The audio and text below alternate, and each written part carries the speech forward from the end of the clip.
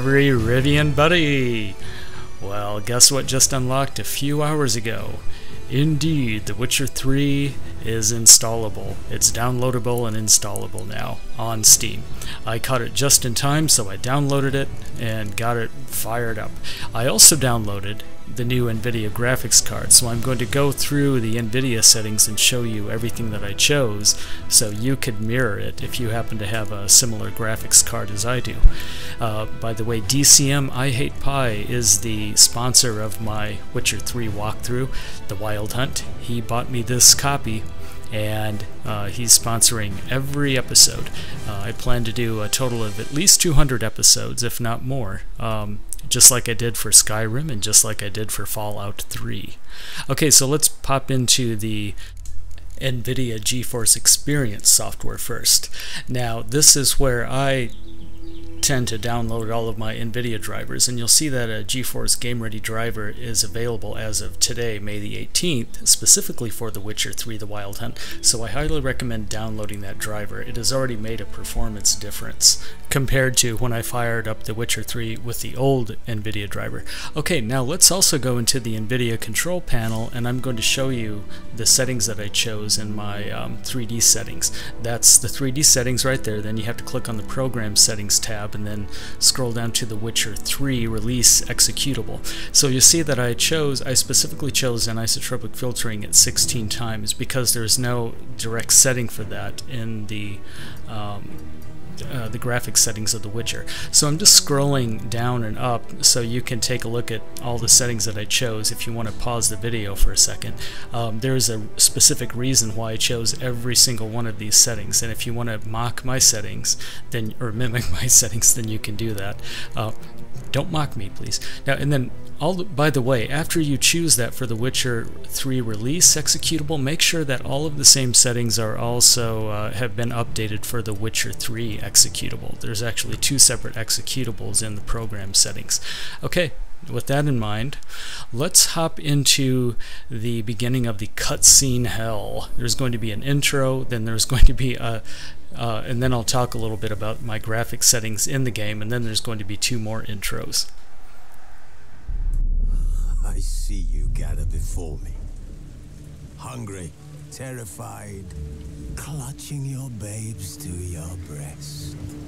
Emperor Emir has marched his legions into our lands, laid siege to every fortress from here to the Blue Mountains. Rabid and ravenous, he bites and bites away. Men of the North, you stand at the precipice. Your kings have failed you, so now you turn to the gods. And yet you do not plead. You do not kneel to dust your heads with ash. Instead you wail, why have the gods forsaken us? We must look into the trials we failed long ago.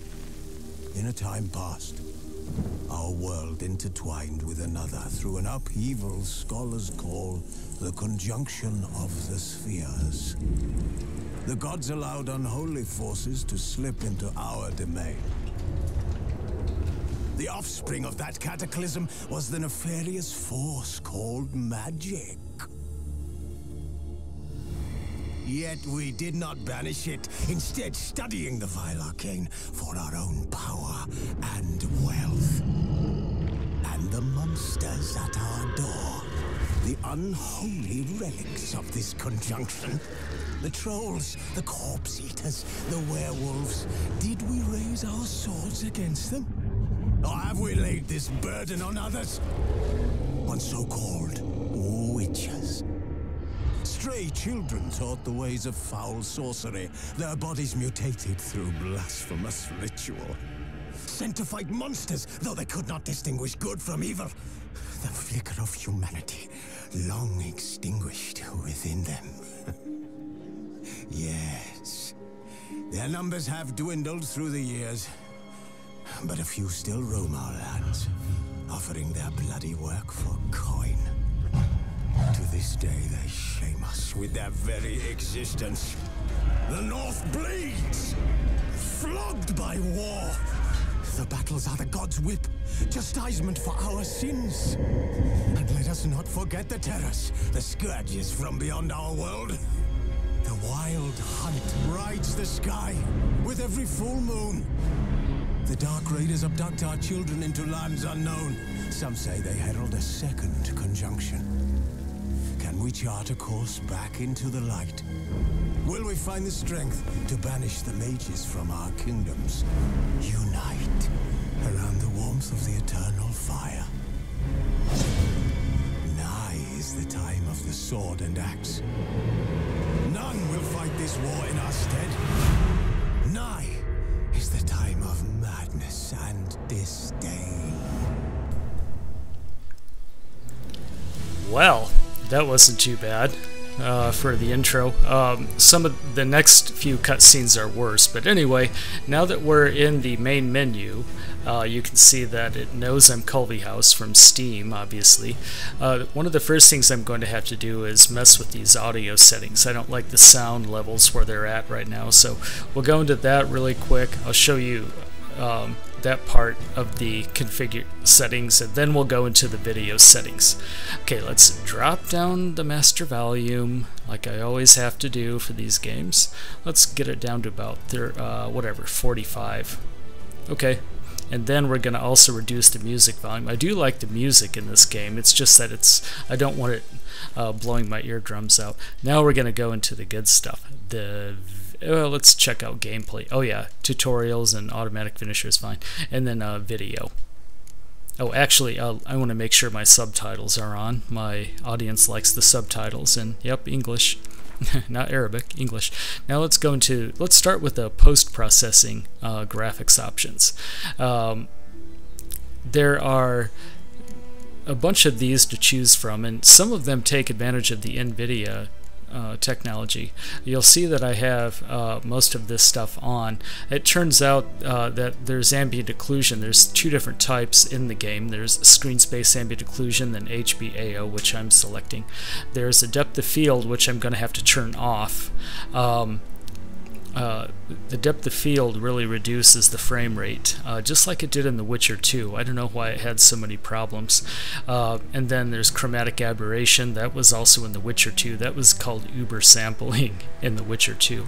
And then there's vignetting of the whole screen, and then light shafts. Let's go into the main meat of the graphics. This is the general settings. I turned VSync off so I could get 60 frames a second and deliver it in 60 frames. Oh, but look what I forgot to do. I forgot to, yeah, I have to increase that all the way up to 60. Good, and that will correct that. 1920 by 1080 borderless window. It tends to perform better with Nvidia Shadow Play, which is what I'm using to record this with.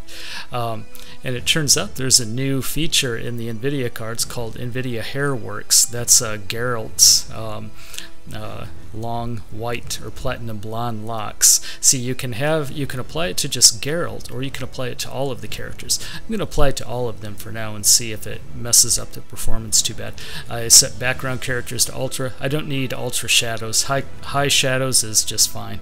Terrain quality and water quality and grass density are all ultra.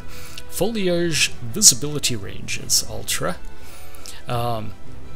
We all know my settings in Fallout 3, it's like overloaded, like as much foliage as possible, and detail level is ultra. Okay, now let's hop into the game. Yeah, keyboard and mouse detected. Well, I hope so. Let's start a new game. It'll probably present us with a difficulty option, right? Just the story? No. Story and sword? How about Blood and Broken Bones? Oh good, I love Broken Bones. And there's Death March. Okay, I don't need that. Let's do Blood and Broken Bones. And show tutorials, of course. Yeah, because this is a walkthrough.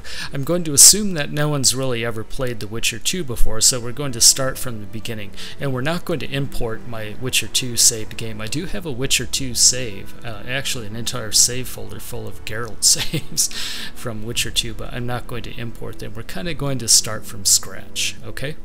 So let's hoppity plop right into the game. Here's the first main cutscene. and I'm just going to be quiet and you can watch the whole cutscene, and then we'll continue with episode 2, okay?